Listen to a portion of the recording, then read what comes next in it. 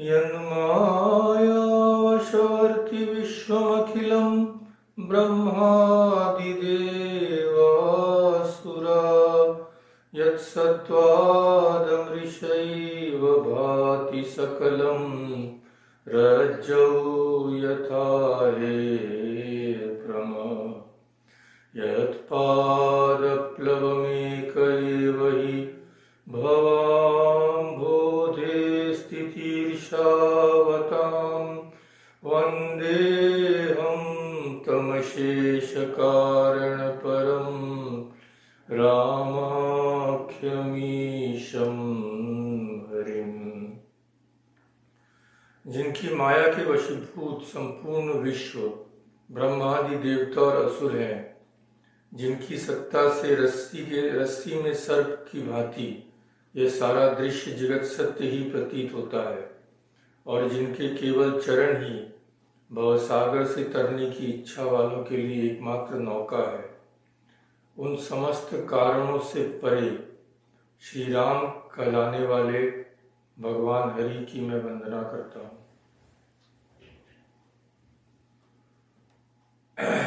तो हमने पिछली बार जो रामचरितमानस पर हमने चर्चा की थी, तब हमने शुरुआत की थी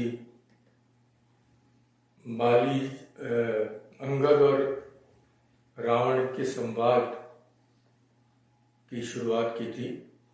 तो आज उसी को जारी रखेंगे।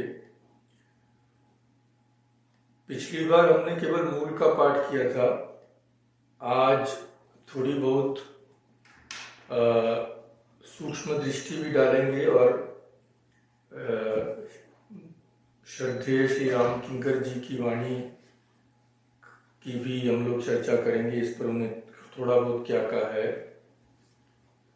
और इसके बाद जब अंतिम इस पर चर्चा होगी तब हम लोग इसके तत्व को, आध्यात्मिक तत्व को और भी गूढ़ अर्थ को किस तरह श्री राम किंकर जी ने उजागर किया है वो भी देखेंगे।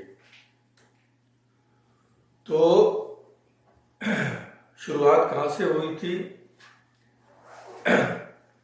श्री रामचंद्र जी ने सोचा भाई एक और अंतिम मौका दे दें, युद्ध क्यों करेंगे, क्यों किसी का विनाश हो, शांति से सब सलट जाए, तो एक और अंतिम मौका देंगे और क्या करना चाहिए इसके लिए। अब रावण को समझाने के लिए तो फिर किसी को भेजना पड़ेगा ना। तो हनुमान जी तो गए थे सीता जी की खबर लाने। रावण से भेंट हो गई क्योंकि उनके पुत्र को मार दिया, वन उजाड़ दिया। पर इस बार जो जाएगा उसका एक ही काम रहेगा कि भाई रावण को समझाओ, और ये अंतिम प्रयास है। तो बहुत ही बुद्धिमान और वीर और योग्य व्यक्ति को ही भेजना पड़ेगा। ऐसे वैसे को भेजने से जो भी थोड़ा बहुत चांस है वो भी खत्म हो जाएगा। तो शुरुआत कहाँ से होती है कि इहा प्रात जागे रघुराई, पूछा मत सब सचिव बुलाई। प्रातःकाल रघुनाथ जी जागे, सब सचिवों को बुलाया, भाई मंत्रियों को बुलाया। पूछा मत, भाई तुम्हारा मत क्या है, क्या करना चाहिए। कहु बेगिका करिय उपाई, जामवंत कह पद सिरुनाई। कहो बेगी, बेग माने जल्दी से बोलो, अब तो बस युद्ध होने ही वाला है। का करिय उपाय, क्या उपाय करें। तो जो हमारे वृद्ध जामवंत थे वो तो काफी ज्ञानी थे। तो जामवंत कह पद सिरुनाई, उन्होंने रामचंद्र जी के चरणों में झुककर सिर नवाकर कहा। सुनु सर्वज्ञ सकल उर्वासी, बुद्धि बल तेज धर्म गुण राशि। ये श्री राम की स्तुति है। हे सर्वज्ञ, हे सबके हृदय में बसने वाले अंतर्यामी, हे बुद्धि बल तेज धर्म और गुणों की राशि, सुनिए। क्या सुनिए? मंत्र कहूँ निज मति अनुसारा, दूत पठाई बाली कुमारा। तो निज मति निज बुद्धि के अनुसार मैं आपको बोल रहा हूं, आप एक दूत भेजिए। और किसको भेजिए? बाली कुमार, बाली के पुत्र अंगद को भेजिए।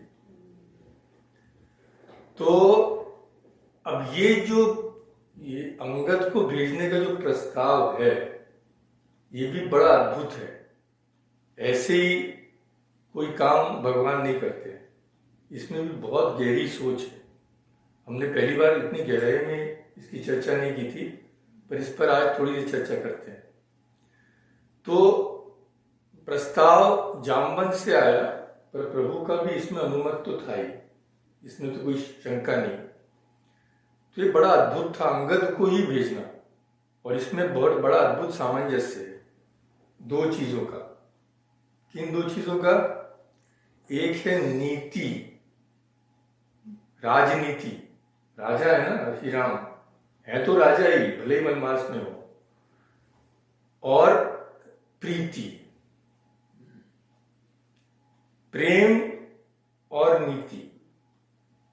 अब राजा को एक तरफा नहीं हो सकता है राजा कि प्रेम में किसी के अंधा हो जाए, तो वही जो भी लोकमत नहीं हो, सबका हित नहीं हो, वैसे ही करते हैं, अधिकांश तो ऐसे ही करते हैं। तो प्रीति में अंधा होने से नहीं चलेगा, और केवल नीति परायण होने से भी नहीं चलेगा। शुष्क हृदय, प्रेम नहीं किसी के प्रति, वो भी नहीं चलेगा। तो राजा में दोनों का सामंजस्य होना चाहिए, और ये भगवान में तो है ही, इसमें कहने की बात ही क्या है। तो ये नीति और प्रीति का अद्भुत सामंजस्य है। किस तरह से? तो पहली बात तो ये है, श्री राम खुद से चुनाव नहीं करते, खुद भी तो बोल सकते थे। तो नीति क्या है कि भाई मंत्रिमंडल है ना, मंत्रिमंडल का मत लेना चाहिए। ये पहली बात है। और प्रीति की दृष्टि से वे समझ लीजिए मन ही मन अंगद का चुनाव कर चुके, क्योंकि अंगद उन्हें बहुत प्यारा था। पर नीति की दृष्टि से वे सोचते हैं कि भाई सुग्रीव इसके बारे में क्या सोचेगा। सुग्रीव और अंगद के पिता का तो वैर था, फिर मंत्रिमंडल भी बना हुआ है। अब राजनीति के अनुसार तो मुझे सबके मत से काम करना चाहिए। इसीलिए भगवान ने जानबूझकर इसे मंत्रिमंडल के सामने रख दिया, और जामवान ने जो प्रभु के मन में था वही कर दिया कि दूत पठाइए बाली कुमारा। तो समझ लीजिए कि भगवान के मन की बात ही दूसरों के मन से निकली, दूसरों के मुख से निकली। प्रभु प्रसन्न हो गए, अंगद को निकट बुलाया।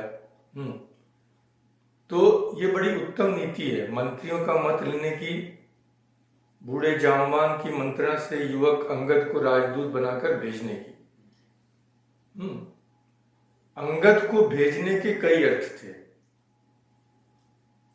इसमें पहले तो जिसे दूत बनाकर भेजा जा रहा है, उस व्यक्ति को देखकर रावण के मन में कुछ प्रभाव पड़ना चाहिए। ऐसे किसी बंदर को ऊपर भेज दिया, क्या लाभ होगा? रावण को प्रभावित करने की शक्ति होनी चाहिए ना। तो पहले नीति की ओर से देखते हैं। भगवान राम यदि केवल राजनीतिज्ञ होते और उनका हृदय यदि स्नेह और प्रेम से ओतप्रोत न होता, तो वे इस प्रस्ताव kwa स्वीकार नहीं करते, क्योंकि केवल राजनीति की दृष्टि से अंगद को भेजना ठीक नहीं था। क्यों? राजदूत का पद तो ऐसे व्यक्ति को दिया जाता है जिस पर पहली शर्त यह है कि पूरी तरह से भरोसा किया जा सके। अब यदि बहिरंग दृष्टि से देखें तो अगर श्री राम से किसी को सांसारिक रूप से अगर किसी को हानि हुई है तो अंगद को हुई है। अंगद के पिता का वध श्री राम ने किया। और यही नहीं, बाली पुत्र थे अंगद, पर उन्हें राज्य नहीं दिया गया, राज्य सुग्रीव को दिया गया। तो इस प्रकार यदि हम देखें तो कह सकते हैं कि सारी सेना में अगर किसी पर विशेष दृष्टि होनी चाहिए तो अंगद पर ही होनी चाहिए कि अगर कुछ उल्टा पाल्टा करेगा तो वही करेगा। पर भगवान ने जामवान की बात को स्वीकार किया। और यहां आती है प्रीति कि अंगद पर ही उतना विश्वास किया जितना हनुमान जी पर। हनुमान जी उनके अनन्य भक्त। अब हनुमान जी पर प्रीति होना तो स्वाभाविक है, हनुमान जी की भक्ति ऐसी थी। पर अंगद को जितना बड़ा अधिकार देकर प्रभु ने भेजा उतना तो उन्होंने हनुमान जी को भी नहीं दिया था। कैसे? हनुमान जी को भेजा था भाई सीता का पता लगाओ, कहां पे है, फिर जो करना हम लोग करेंगे। पर अंगद को इतना अधिकार दिया कि सीता जी को हार जाने तक का अधिकार। क्योंकि जब अंगद सभा में पांव जमा देते हैं तो क्या कहते हैं रावण से कि यदि इस पांव को किसी ने हिला दिया तो मैं वचन देता हूं सीता मैं हारी, राम और कुछ नहीं करेंगे, वे लौट जाएंगे बिना सीता जी को लिए। इतनी बड़ी बात अंगद ने कही। सोचो, सोच के दिमाग हिल जाता है कि किसी ने पांव हिला दिया होता तब क्या होता। तो इतना बड़ा अधिकार उन्होंने अंगद को दिया है।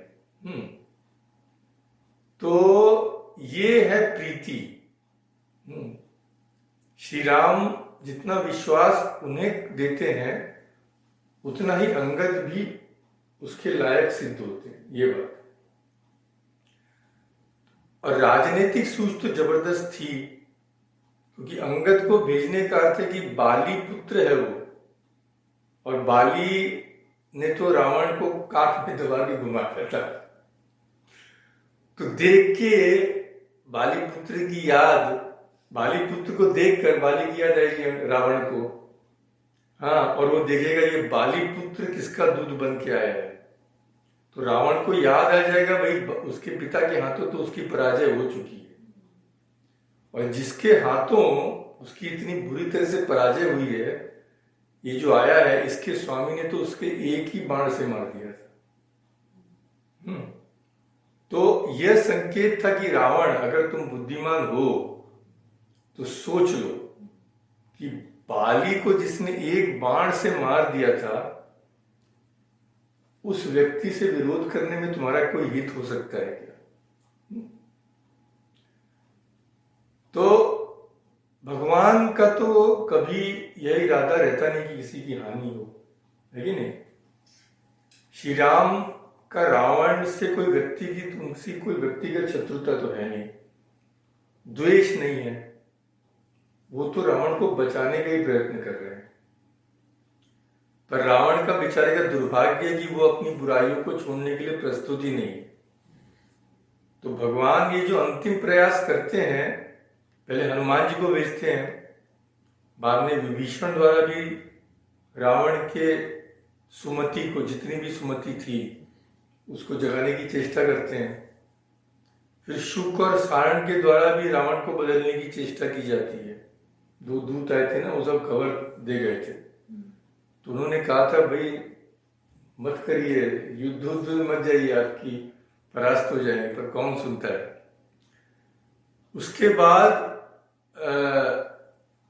शैल पर्वत से भी श्री भगवान राम ने बाण चलाकर रावण के छत्र मुकुट आदि गिरा दिए थे। तो यह मानो प्रभु के बाण द्वारा दिया गया संदेश था। चाहते तो मार भी सकते थे रावण को, मंदोदरी ने इसे समझ लिया था। पर रावण ने सब चीज की, सब संकेतों की उपेक्षा कर दी। कहते हैं कि भाई जब बुरा समय आता है तो बुद्धि उलट जाती है। तो ये तो अंगद को भेजने में इसका जो सांकेतिक अर्थ है हमने देखा। अब हमने पहली बार जहां से जहाँ खत्म किए थे हम लोग पहली बार, तो टाइम नहीं हुआ था पूरा करने का।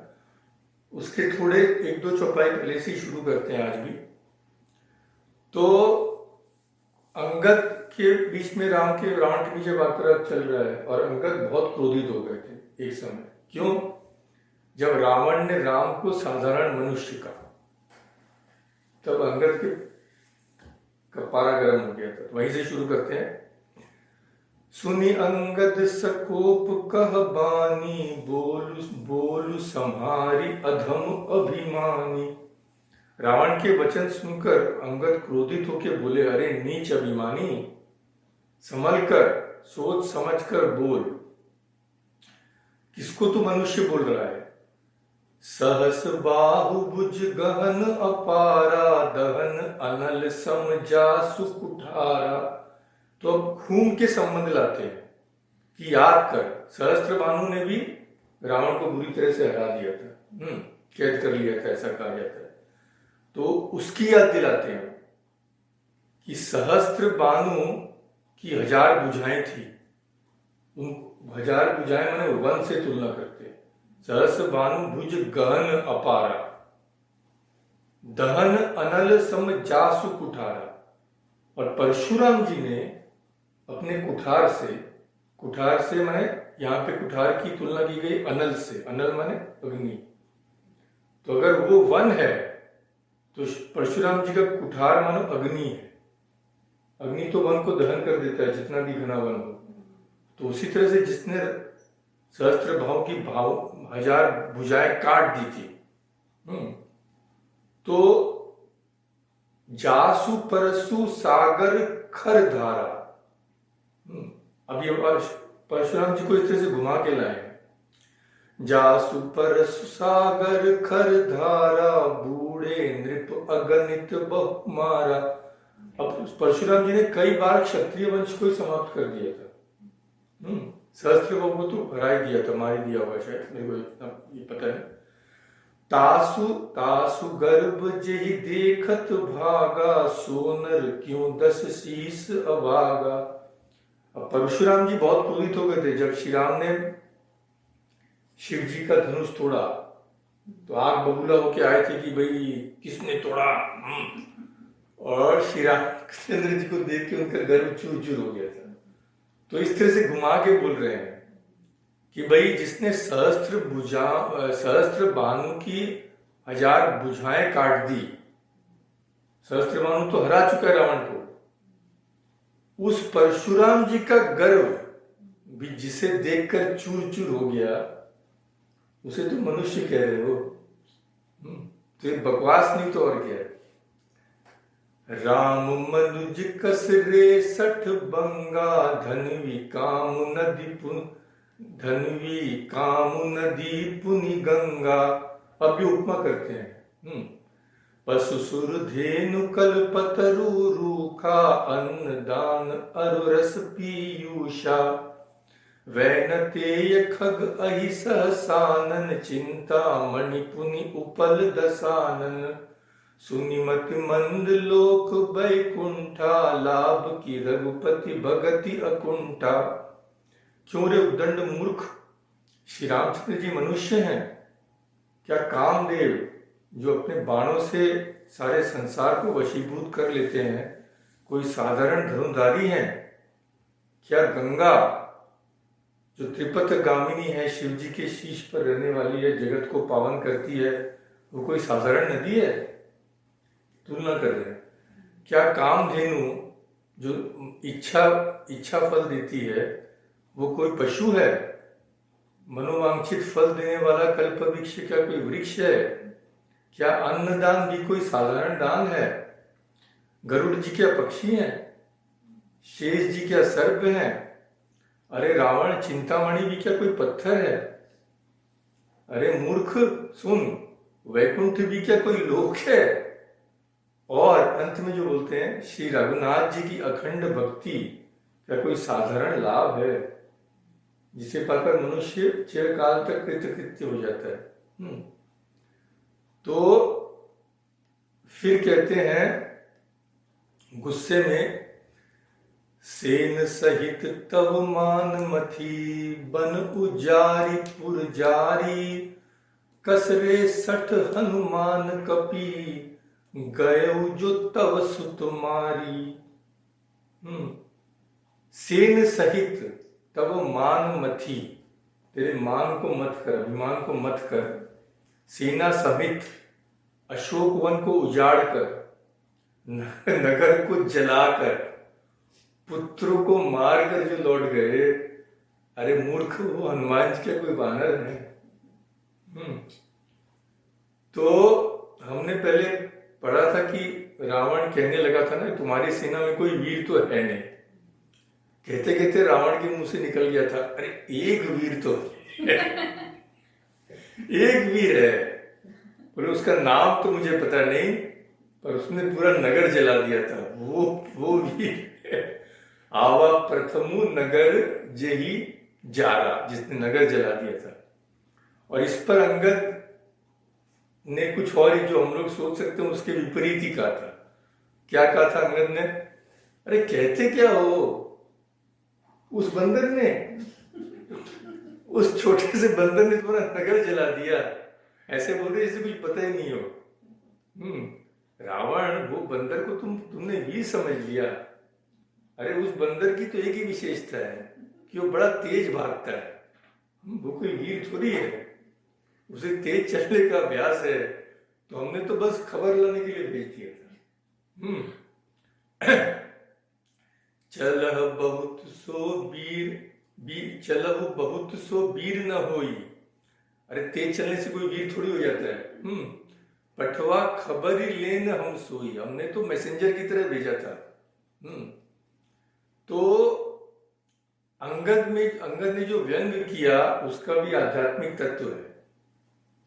जब रावण ने श्री राम की निंदा की तो वे उससे कह सकते थे, भाई तुमने तो राम को पहचाना ही नहीं, वो तो हमारे पिता की, हमारी और तुम्हारी भी अंतरात्मा है, सबके ही है प्रभु।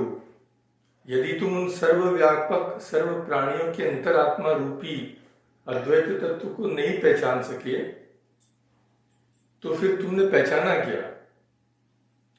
पर अंगद दूसरी तरह से कहते हैं, सुनु सठ भेद होई मन ताके, श्री रघुबीर हृदय नहीं जाके। हृदय में जिसके भगवान नहीं है उसकी भेद भावना होती है, ये मेरा, ये तुम्हारा, ये उसका। तब अंगद ने कहा, अरे वो कोई वीर थोड़ी है। तो रावण को बड़ा आश्चर्य हुआ। उसने सोचा, अरे मैंने तो योद्धा की प्रशंसा की, इसको तो स्वीकार करना चाहिए था, पर इसके कहने से तो ऐसा लग रहा है जैसे कि उसका कोई महत्व ही ना हो। पर अंगद भी तो अंगद ही है, तो उनके दो उद्देश्य हैं। एक तो यह कि अगर रावण के मन में यह धारणा हो गई कि हमारे पास हनुमान जी ही सर्वश्रेष्ठ वीर हैं, तो सोचेगा भाई सबसे वीर को तो देख लिया, अब तो जो आएगा उसके नीचे ही आएगा, तब डर क्या है। तो वो सोचेगा कि भाई मैंने वानर सेना की बल की था पा ली है, इससे ज्यादा कुछ है नहीं। पर अगर ऐसा लगे उसको कि ये बंदर तो सामान्य था, तो उसे लगेगा बाप रे, तो और कौन कौन है उनकी सेना में, है कि नहीं। पर अंगद का इससे भी अधिक महत्वपूर्ण संकेत यह था जो आगे चलकर उन्होंने प्रकट किया। अंगद ने तो यहां तक कह दिया कि वो जो बंदर आया था उसे तो नगर जलाने की आज्ञा न थी, वो नगर जला दिया बिना आज्ञा पाए, इसीलिए अब छुप के घूम रहा है। तो इसका भी एक अर्थ है कि भाई कभी कभी ऐसा होता है कि निंदा में प्रशंसा होती है, प्रशंसा में भी निंदा होती है। एक बड़ा प्रसिद्ध वाक्य है, असमझवार सराहिबो समझवार को मौन। तो ना समझ यदि प्रशंसा करे और समझदार यदि मौन हो जाए, तो जो कलाकार है या जो कवि है, जो भी है, उसका हृदय विदीर्ण हो जाता है। माने उदाहरण के तौर पे, तो अगर कोई मूर्खतापूर्ण किसी कलाकार की प्रशंसा करे तो उसके लिए तो निंदा ही है ना। तो जैसे एक गायक ने गाना गाया तो किसी ने बहुत प्रशंसा की, बोले आपने ये राग तो बहुत ही अच्छा गाया, तो उसने सर पीट लिया क्योंकि उसने दूसरा राग गाया था, वो राग गाया ही नहीं था। तब इससे इस प्रशंसा को प्रशंसा माने या निंदा माने। तो एक बार ऐसा हुआ कि हनुमान जी, बाद में ही आता है युद्ध में, कि हनुमान जी की भी प्रशंसा रावण ने मुखामुख की थी, मतलब उनके सामने। कैसे? और जब रावण ने प्रशंसा की तो हनुमान, ऐसा नहीं हनुमान जी प्रसन्न हो गए, हनुमान जरा भी प्रसन्न नहीं हुए थे। तो ऐसा हुआ एक बार, आगे हनुमान जी ने कहा, भाई रावण, तुम्हारे मेरे बीच में निर्णय हो जाए। तो पहले रावण ने मुक्का चलाया, हनुमान जी झुक गए, पृथ्वी पर घुटने टेक कर उन्होंने प्रहार झेल लिया। पर जब हनुमान जी ने मुक्का चलाया तो रावण मूर्छित होकर गिर पड़ा था। तो थोड़ी देर बाद वो उठा और हनुमान जी की प्रशंसा करने लगा। कपिबल विपुल सराहन लागा, सराहना करने लगा, अरे भाई हनुमान, तुम्हारे में तो बड़ी शक्ति है। तो हनुमान जी को प्रसन्न हो जाना चाहिए था, पर वे गंभीर होके बोले, धिक्कार है, मुझ पर धिक्कार है। तो रावण चिढ़कर बोला, क्या मैं तुम्हारी प्रशंसा कर रहा हूं, ये सब काल्पनिक है, तो मैं तुम्हारी प्रशंसा कर रहा हूं, तुम मुझे धिक्कार रहे हो। हनुमान जी बोले, नहीं नहीं, तुम्हें नहीं धिक्कार रहा हूं, मैं तो स्वयं को धिक्कार रहा हूं। स्वयं को क्यों धिक्कार रहे हो? तुमने रावण जैसे वीर को मुक्के से मूर्छित कर दिया, तो इसे धिक्कार रहा हूं। बोले, मेरा मुक्का खाकर भी तुम जीवित बच गए। तो फिर मेरे मुक्के में विशेषता क्या हुई? तो मेरा अपमान है कि नहीं? दिक दिक मम पौरुष दिग मोही, ज्योते जियत रहेसी सुरद्रोही। ये रामचरितमानस का है। पर इसमें जो संकेत है, संकेत ये है, हनुमान जी मूर्तिमान वैराग्य है और रावण मूर्तिमान मोह है। तो हनुमान जी का तात्पर्य था कि वह वैराग्य का मुक्का भी किस काम का, जिसे खाने के बाद भी मोह जीवित रह जाए। वैराग्य तभी सार्थक है कि उसके प्रकार से मोह पूर्णतः मिट जाए, है कि नहीं? तब तो वैराग्य हुआ।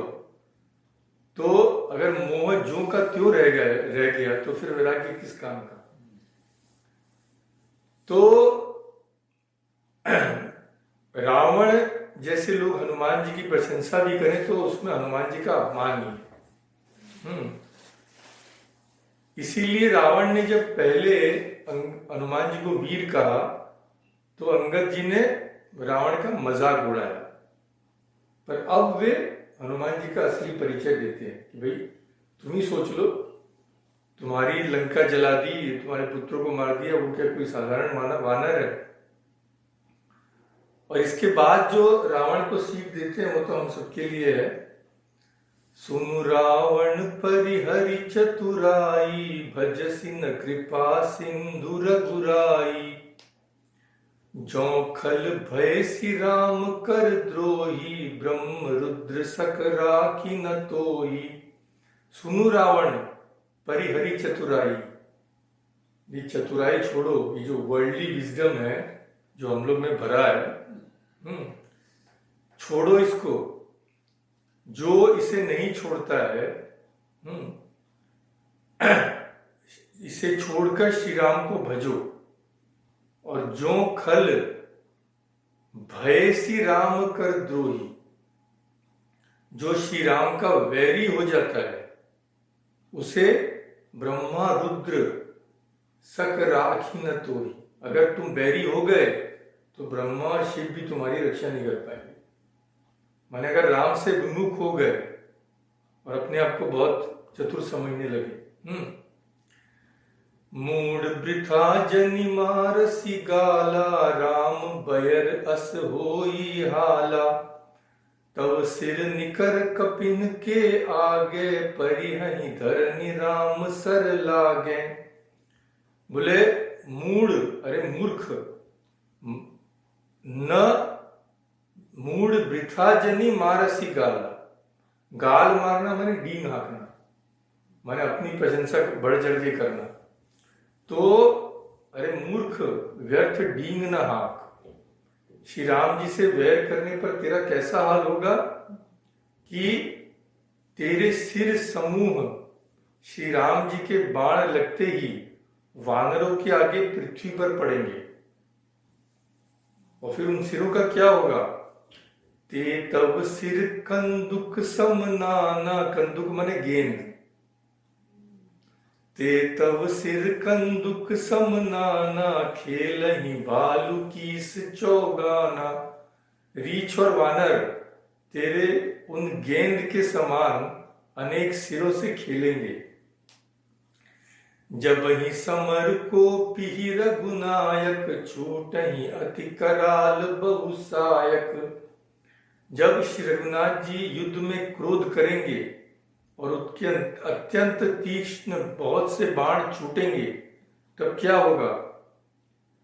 तब की चलहि अस गाल तुम्हारा, अस विचारी भजु राम उदारा। तब तेरा डींग कहाँ चलेगा?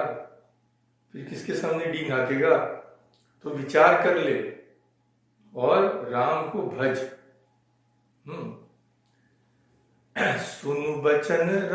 सुनत बचन रावण पर जरा, जरत महानल जनुघृत परा। तो अंगद के वचन सुन रावण तो और भी जल गया, जैसे ऐसे ही क्रोधित था। तो प्रचंड अग्नि में मानो घी दे दिया किसी ने। अब रावण की बारी आई, अब वो बोल रहा है। तो उसका बोलना कुछ नहीं है, घूम फिर के की बात है। मैंने ये किया, मैंने वो किया, जो पहले भी बोल चुका है। तो रावण ने क्या कहा? कुंभकर्ण असुबंधु मम, सुत प्रसिद्ध सक्रारी। मोर पराक्रम नहीं सुने, जीते चराचर जारी। बोले कुंभकर्ण तो मेरा भाई है, ऐसा मेरा भाई है। और मम सुत, मेरा बेटा कौन है? देखो, इंद्रजीत, जिसने इंद्र को भी जीत लिया।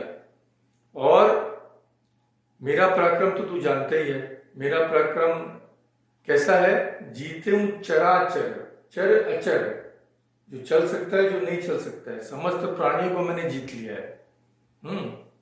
फिर कहता है, सठ शाखा मृग जोरी सहाई, बांधा सिंधु यही प्रभुताई।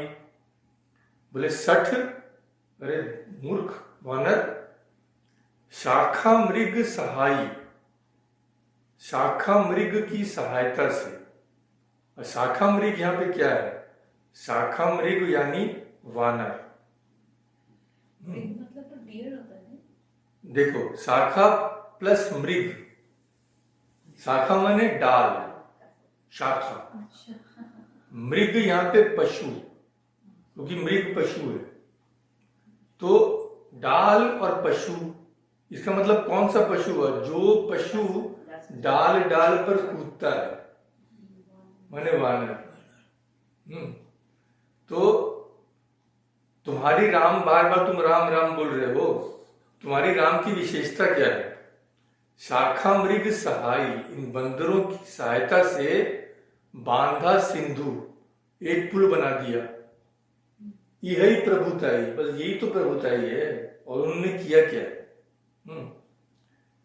नागई खग अनेक बारी, सासूर न होइत सुनु सब कीसा। अरे समुद्र पर एक पुल बना लिया, तो क्या बड़ा काम किया। समुद्र को तो पक्षी भी लांग जाते हैं, खग भी लांग जाते हैं। तो सूर न हो ही थे, वो पक्षी क्या सूरवीर हो जाते हैं। अगर समुद्र लांग गया तो उससे क्या होता है, इससे वो शूरवीर तो नहीं होते। तो अरे मूर्ख बंदर सुन, अब फिर अपनी बात ही बोलेगा। मम भुज सागर बल जल पूरा, जह बूढ़े बहु सुर नर सूरा, 20 पयोधि अगाध अपारा, को अस बीर जो पाई पारा। बोले ये तो एक समुद्र छोटा सा लांग दिया, मेरी एक एक भुजा रूपी समुद्र बल रूपी जल से परिपूर्ण है। मेरी एक एक भुजा उस समुद्र के जितनी शक्तिशाली है, जिसमें बहुत से शूरवीर देवता और मनुष्य डूब चुके हैं। तो कौन ऐसा शूरवीर है जो मेरे इन अथाह और अपार 20 समुद्रों को, माने 20 भुजाओं को पार कर जाए। और मैंने क्या क्या किया है सुन। दिक्पालन में नीर भरावा, भूप सुजस खल मोहि सुनावा, जौ पे समर सुभट तव नाथा, पुनि पुनि कहसी जासु सुन गाथा। तो दिक्पाल में नीर भरावा, अरे दिक्पाल जो है वो तो मेरे घर में पानी भरते हैं। नीर माने पानी, जल। तो भूप सुजस खल मोहि सुनावा, और तू एक राजा का सुयश मेरे सामने सुना रहा है, अपने साधारण मनुष्य का। तो अंगद जौ पे समर सुभट तव नाथा, समर यानी युद्ध, सुभट माने वीर, तव नाथ तुम्हारे नाथ जो है, तुम्हारे स्वामी जो है, वो अगर इतना बड़ा वीर है, जिसका गुणगान तुम बार बार कर रहे हो, पुनि पुनि कहसी जासु गुण गाथा, जिसकी गुण गाथा तुम बार बार कर रहे हो, वो अगर इतना बड़ा वीर है, तो मेरे को एक बात बताओ। क्या बताओ। तो बसीठ पठवत के काजा, वो बार बार ये बसीठ क्यों भेज रहा है। बसीठ माने दूत। तो बसीठ एक्चुअली उपभ्रंश है, माने करप्ट फॉर्म है किसका, विशिष्ट शब्द का बसीठ हो गया है। माने विशिष्ट का अर्थ है विशेष रूप से नियुक्त व्यक्ति। तो ग्रामीण और लोक व्यवहार में विवादी प्रसंगों में जो व्यक्ति विशेष रूप से भेजा जाता है वह बसीठ हो गया। तो यहां भी दूत को विशेष रूप से भेजा जाता है, इसलिए बसीठ का अर्थ हो गया दूत। तो बोले भाई राम तुम्हारा अगर इतना बड़ा शूरवीर है तो बसीठ पठावत के ही काजा, बार बार ये दूत क्यों भेज रहा है।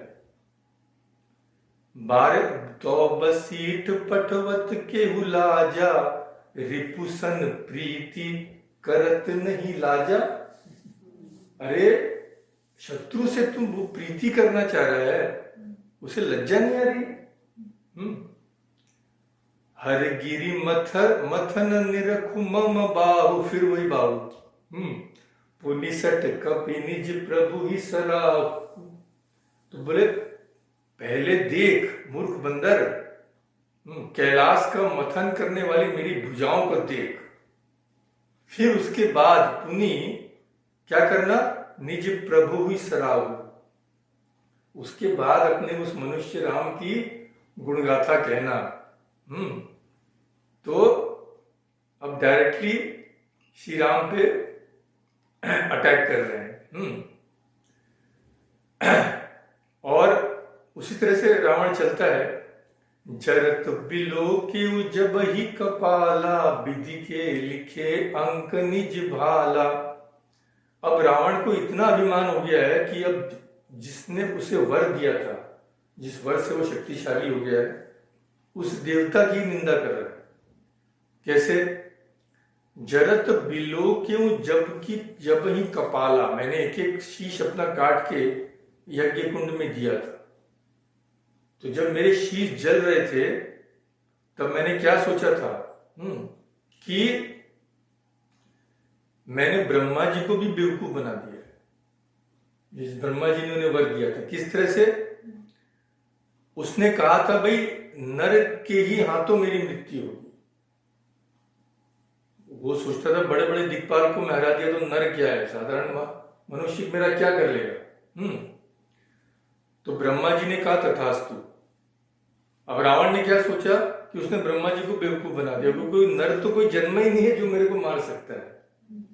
तो यही बड़े अच्छे तरह से कहा गया है कि जरत बिलो के जब ही कपाला, विधि के लिखे अंक निज भाला। जब मैंने विधि के द्वारा अपने ललाटों पर लिखे हुए विधाता के अक्षर देखे, तब क्या हुआ? नर के कर आपन बद बाची, हसे जानी विधि गिरा असाची। तो उसमें लिखा है मनुष्य के हाथों के अलावा मेरी मृत्यु नहीं होगी, और वो हो ही नहीं सकता है। तो मैंने असत्य जानकर उसे हंसा। बोले ये ब्रह्मा जी ने बोल दिया है, पर ऐसा हो नहीं सकता है। सो मन समुझी त्रास नहीं मोरे, लिखा बिरंची जरठ मति भोरे। अरे ब्रह्मा ने बोल दिया तो क्या हो जाएगा? ब्रह्मा तो बुढ़े हो गए। लिखा बिरंची जरठ मति। तो बूढ़े ब्रह्मा ने, उनकी बुद्धि में ऐसा भ्रम हो गया था, इसलिए उन्हें लिख दिया कि मनुष्य के हाथों से मैं मरूंगा।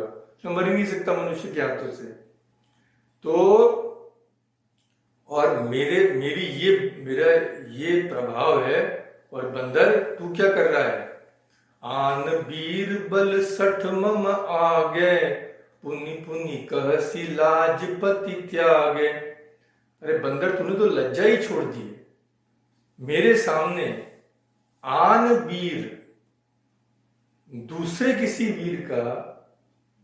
किसी वीर की तुम मेरे सामने बड़ाई कर रहे हो। पहली बात तो तुम्हारा राम तो वीर है ही नहीं, तो तुम एक मनुष्य की मेरे सामने बड़ाई कर रहे हो। तुम तो बड़े निर्लज्ज हो। अब अंगद जी फिर व्यंग बाण छोड़ते हैं। बोले हाँ भाई रावण, मैं निर्लज्ज हूं और तुम तो लज्जा के मूर्त विग्रह हो। कैसे? कह अंगद सलज्ज जग माही, रावण तोहु समान को नाही। बोले हाँ भाई रावण, तुम एकदम ठीक बोला तुमने। बोले क्या? तुम्हारे समान लज्जाशील, सलज्ज, निर्लज्ज होता है जिसे लज्जा नहीं है। सलज्ज माने जिसे लज्जा से भरपूर है बेचारा। तो अंगद कहता है हाँ भाई रावण, तुम्हारे जैसा लज्जाशील तो संसार में कोई नहीं है। लाजवंत तह सहज स्वभाव, तुम्हारा सहज स्वभाव ही लज्जाशीलता है। तो बोले फिर व्यंग देखिए, इस लज्जा से ही निज मुख निज गुण कहसी न काओ। तुम्हारे जैसा लज्जाशील व्यक्ति तो अपने मुंह से अपने गुण कभी बोले कहता ही नहीं, कह ही नहीं सकता है।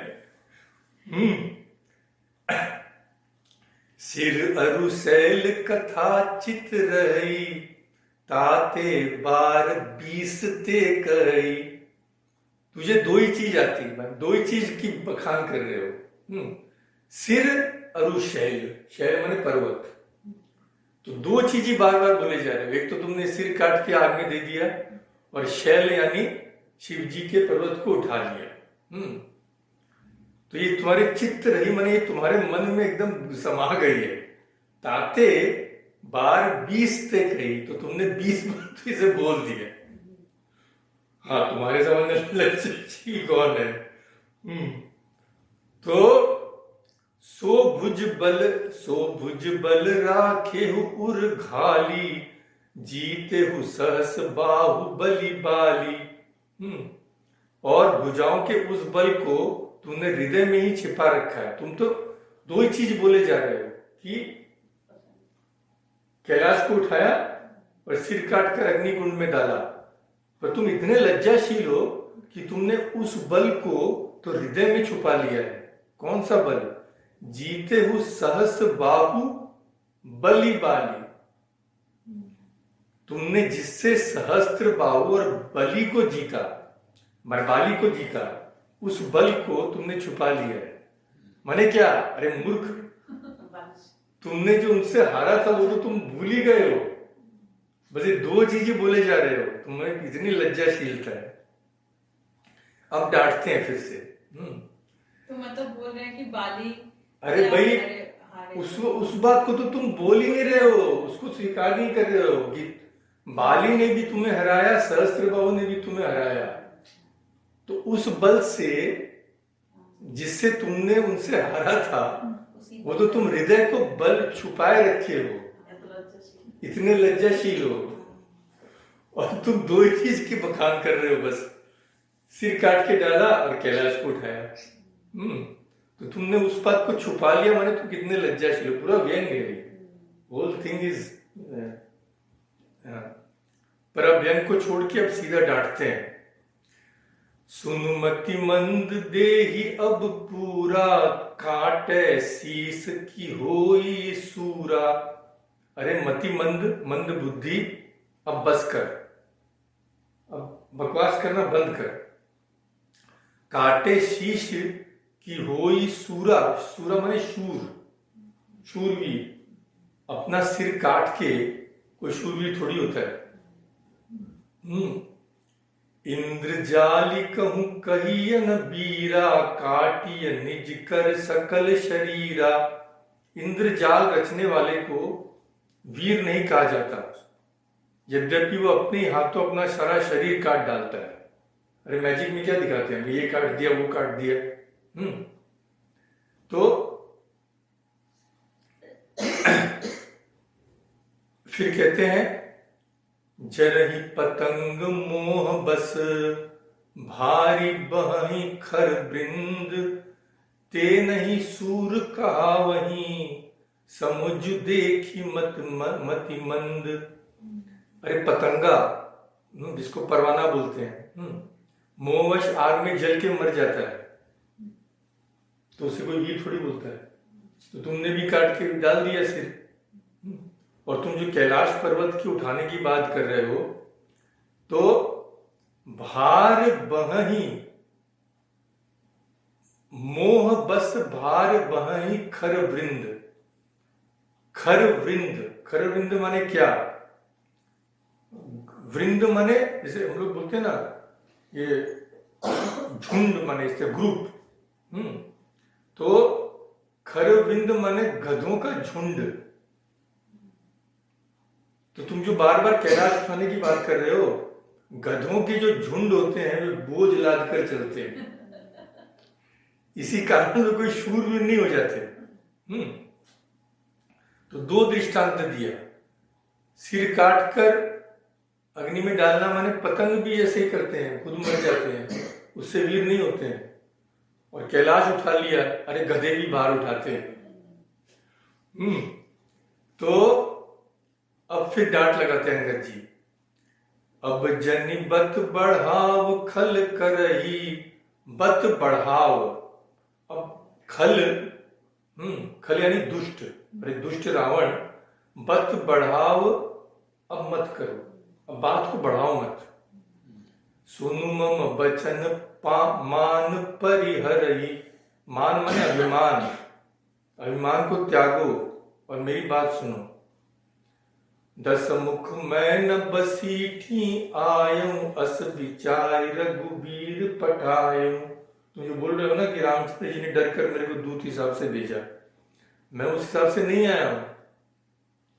अस विचार रघुवीर पठाए, और रघुवीर ने मुझे भेजा है कुछ सोच कर, कुछ विचार कर।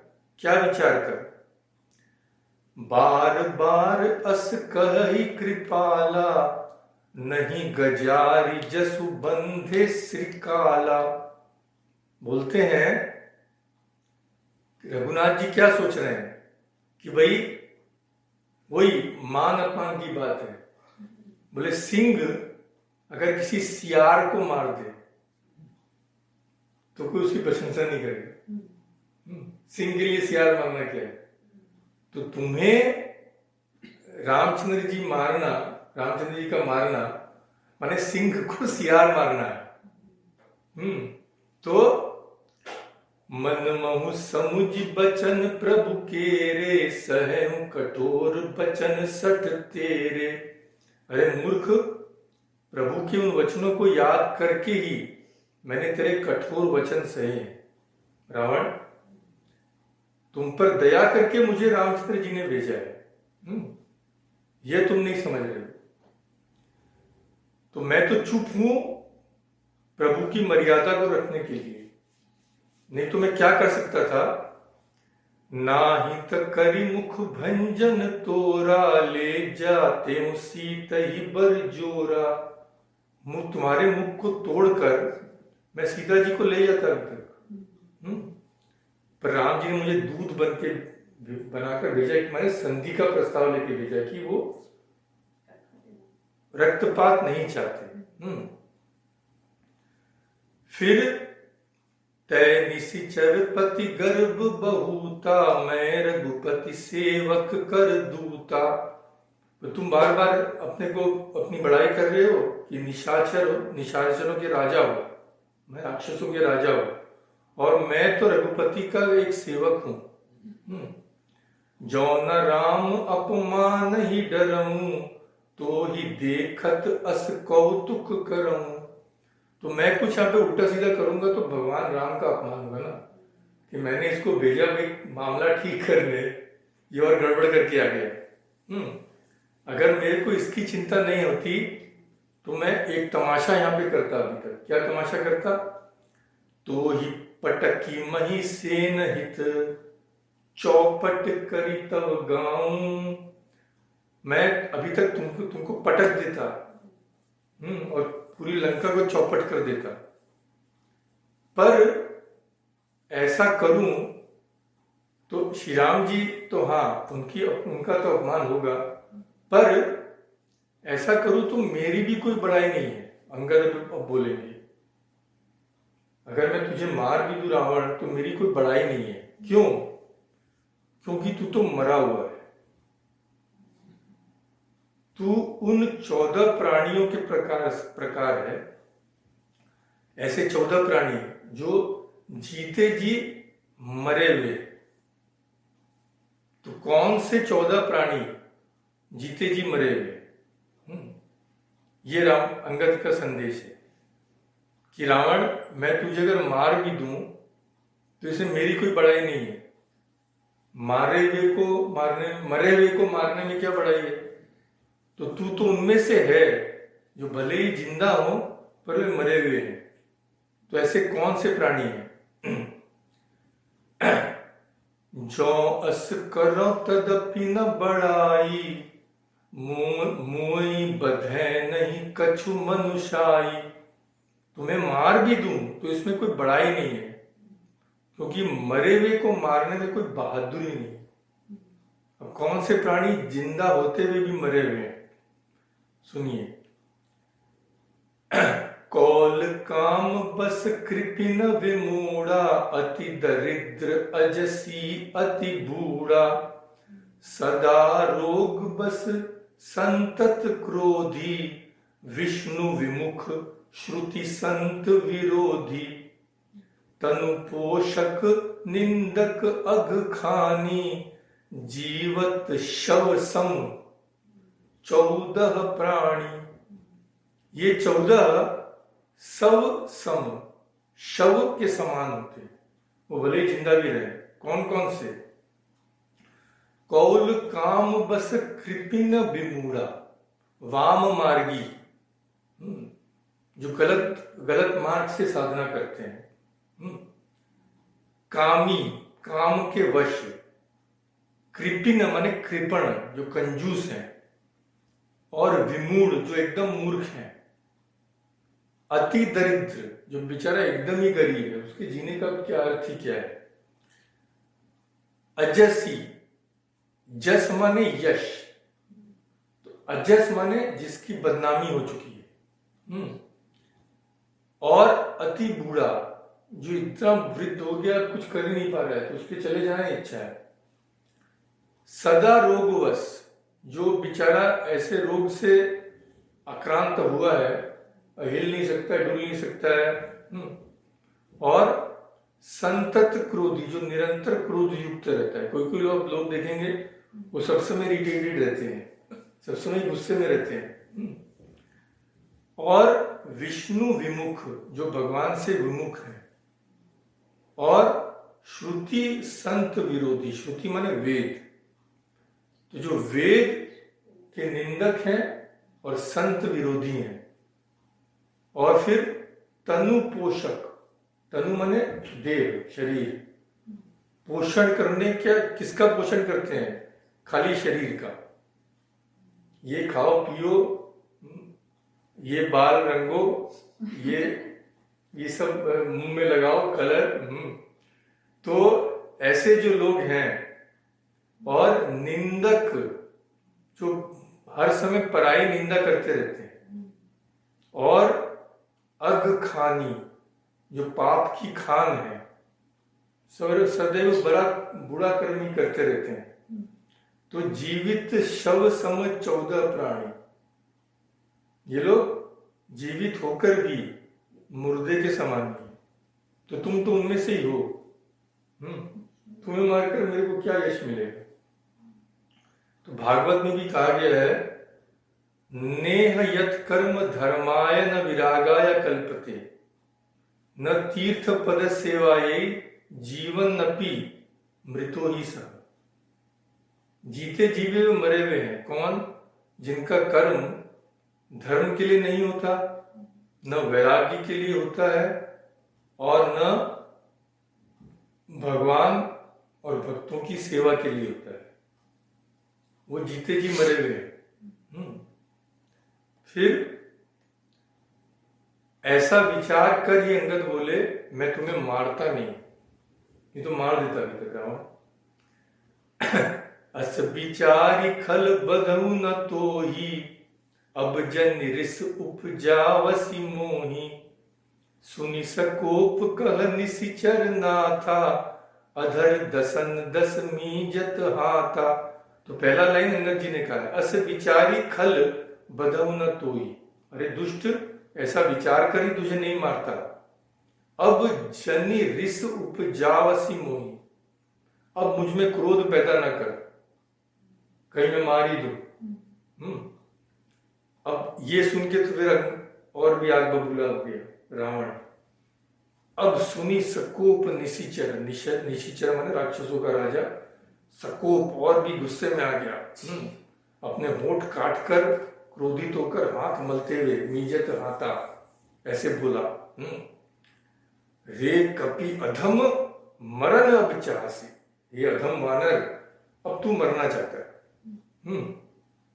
छोटे बदन बात बड़ी कहसी, छोटा सा मुख है तेरा, छोटा आदमी है, और मेरे को ही तेवर दिखा रहा है मेरी सभा में आके।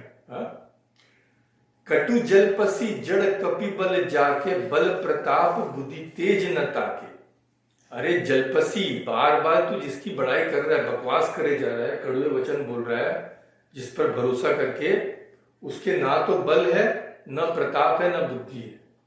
बल प्रताप बुद्धि तेज न ताके, ना उसमें कोई तेज है।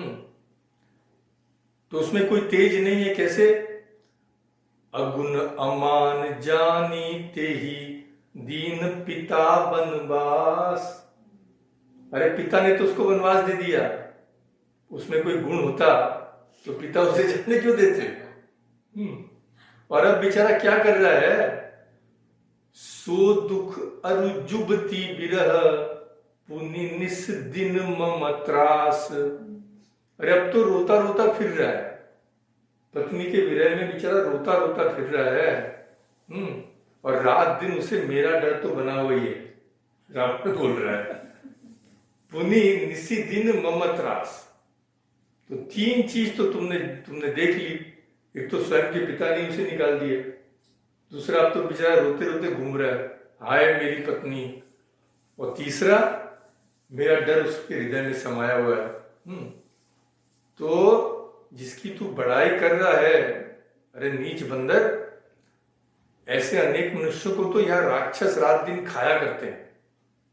जिनके बल कर गर्व तो ही ऐसे दोहा है, जिनके बल कर गर्व तो ही ऐसे मनुज अनेक, ऐसे अनेक मनुष्य खाही निशाचर दिवस निसी।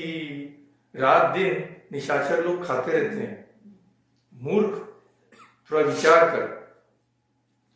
अब तो वापस जब श्री राम की निंदा की है तो अंगद जी सब सह लेंगे, पर श्री राम की निंदा नहीं सहेंगे। अब तो भयंकर क्रोधित हो गए। जब ते ही कीन्ही राम कै निंदा, क्रोधवंत अति भय कपिंदा। अब उनका क्रोध एकदम अंगद जी का सीमा पार कर गया। हरिहर निंदा सुनई जो काना, होई पाप गो घात समाना। जो हरिहर की निंदा सुनता है, विष्णु शिव जी की निंदा सुनता है, उसे गोवध्या माने गोवध का माने गाय को मारने का पाप लगता है। तो अब क्या किया अंगद ने, अब देखिए बात बहुत हो गई, अब बात से कुछ नहीं होगा।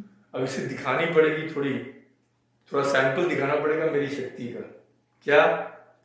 कटकटान कपि कुंजर भारी। बंदर ऐसे कटकट करते ना, ऐसे कटकट। तो कटकटान कपि कुंजर भारी, दुहु भुज दंड तमकी मही मारी। तमक कर जोर से, भुज दंड अपनी शक्तिशाली हाथों को, मही यानी पृथ्वी पर मारा। उनके मारने से भूचाल जैसा आ गया, पृथ्वी पूरी हिल गई। क्या हुआ? दौलत धरनी सभासद खसे। सभासद सब अपने अपनी कुर्सी से गिर गए। और चले भाजी भय मारुत ग्रसे। भाग गए बहुत ही, जैसे कोई भय रूपी पवन चला हो। पूरी सभा हिल गई।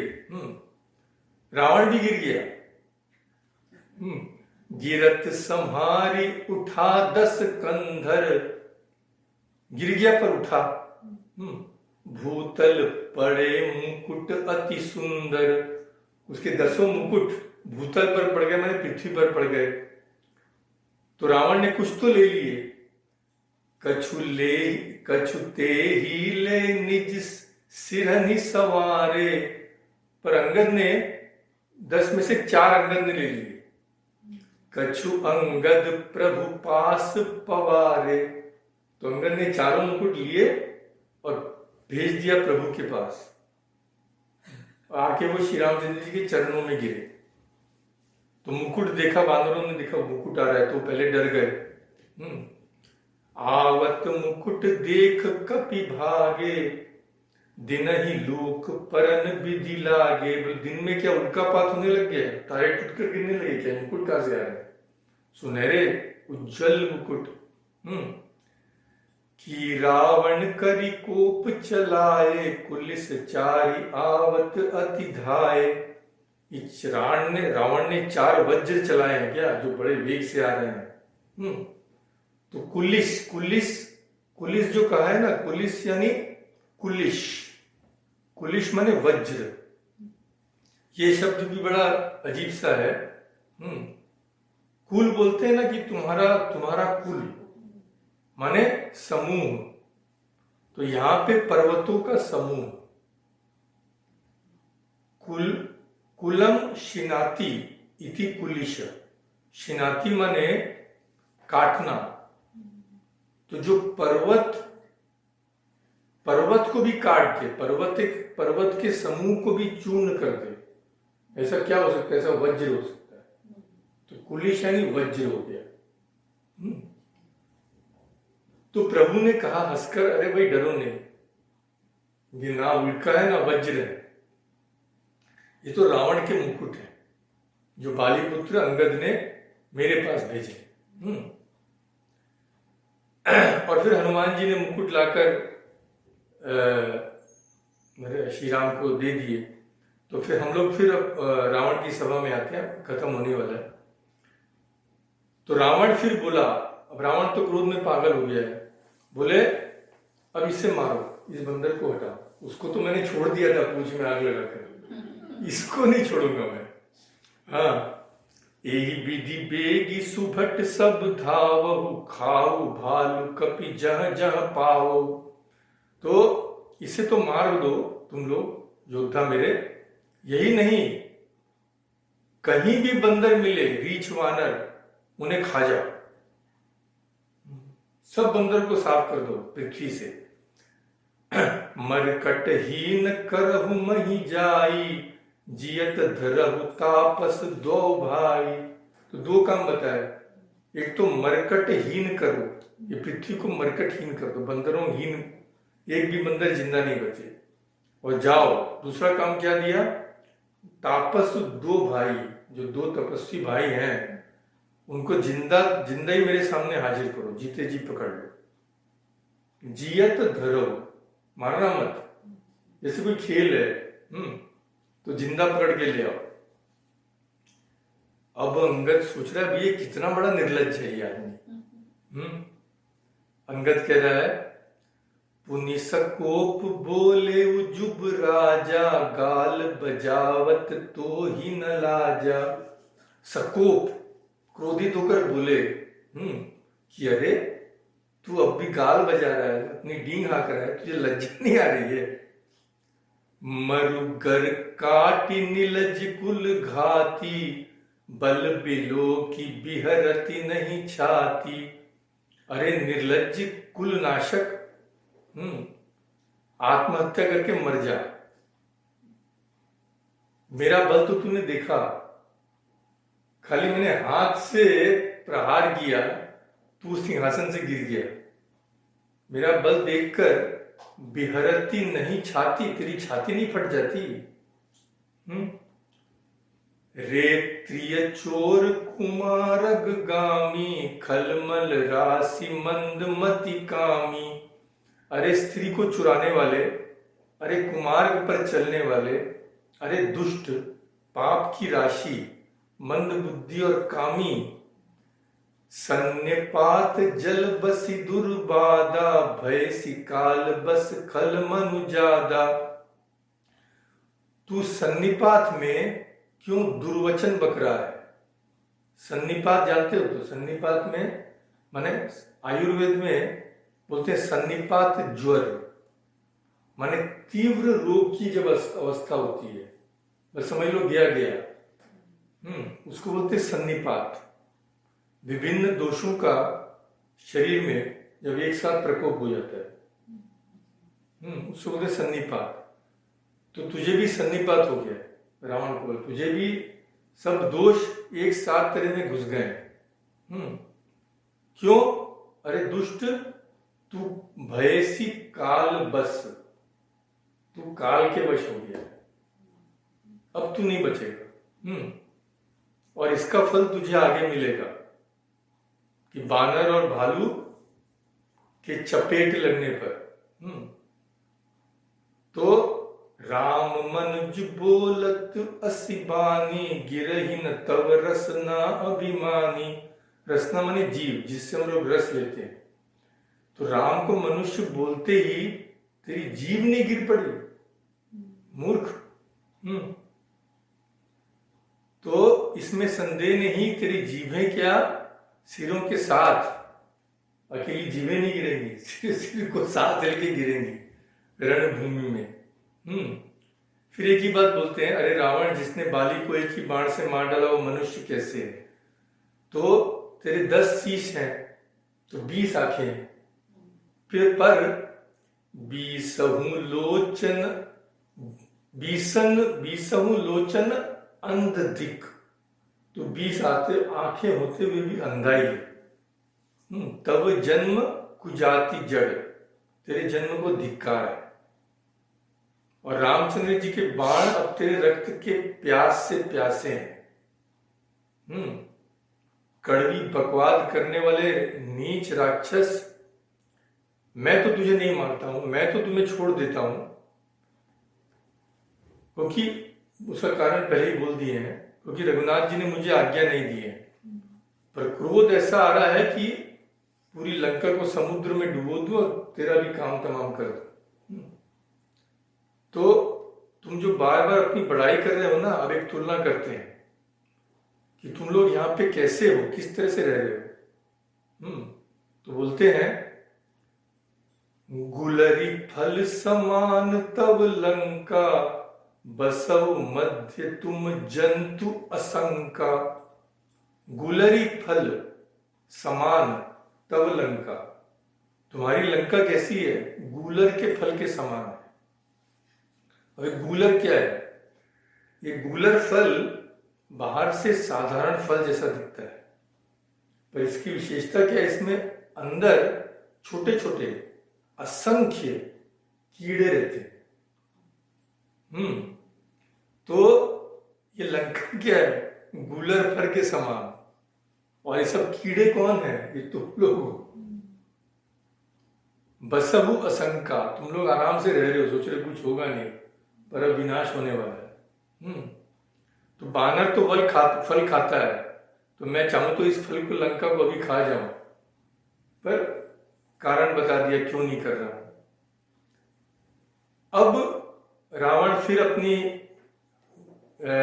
फिर क्रोधित होकर बोलता है कि वानर, तू तो बड़ा झूठा है, इतना झूठ बोलना तूने कहां से सीखा? तेरे पिता वाली भी इतना झूठ तो नहीं बोलते थे। इसको बोलते, झूठा को बोलते लबार। तो अंगद सुनते हैं, फिर कहते हैं, सोचे हूं मैं लबार भुज बीहा, जौन उपारियों तव 10 जीहा। हाँ, यदि तेरे 10 जीवों को मैंने उखाड़ न लिया रावण, तो मैं लबार ही हूं, मैं झूठा ही हूं। और समुझी राम प्रताप कपि कोपा, अब ये क्लाइमेक्स है, हम यहां खत्म कर देंगे आज। समुझी राम प्रताप कपि कोपा, सभा माझ पन करि पद रोपा। समुझी राम प्रताप, श्री राम के प्रताप को स्मरण करके। अब यहां यह सिद्ध होता है कि अंगद जी ने जो पांव रखा वो अपने घमंड करके नहीं, रामचंद्र जी के प्रताप को, रामचंद्र जी के शरण में जाकर उन्होंने ये काम किया। तो समुझी राम प्रताप कपि कोपा, कोप से क्रोधित होकर उठे। सभा माझ, रावण की सभा के मध्य में, पण करी, प्रतिज्ञा करके, दृढ़ता के साथ, करी पद रोपा, रोपना माने जमाना। पद जमा दिया, और जमा के क्या बोले हम सब जानते ही हैं। जो मम चरण सकसी 60 तारी, अरे मूर्ख, जो तू मेरे चरण हटा सके, फिर ही राम चले जाएंगे, मैं वचन देता हूं। सीता मैं हारी, मैं हार मान लूंगा, राम सीता जी को छोड़कर ही लौट जाएंगे।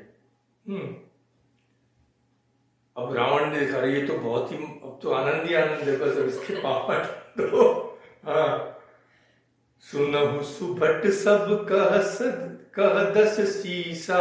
सबसे रावण ने जल्दी कहा, अरे मेरे वीरों सुनो, पद गही धरणी पछाड़ हूं कीसा, पांव को पकड़ो, इस बंदर को पछाड़ दो। तो ये जो रावण ने कहा, इससे ही हमें पता चलता है कि रावण के मन में असल में भय था। अगर वो इतने ही उसको ये रहता कि भाई राम क्या चीज है, तो बोलता है ये सब हथकंडे मेरे को चाहिए नहीं, मैं तो राम को युद्ध भूमि में मारूंगा। पर ये जो प्रयास कर रहा है, यही दिखाता है कि रावण के मन में असल में भय छुपा हुआ था।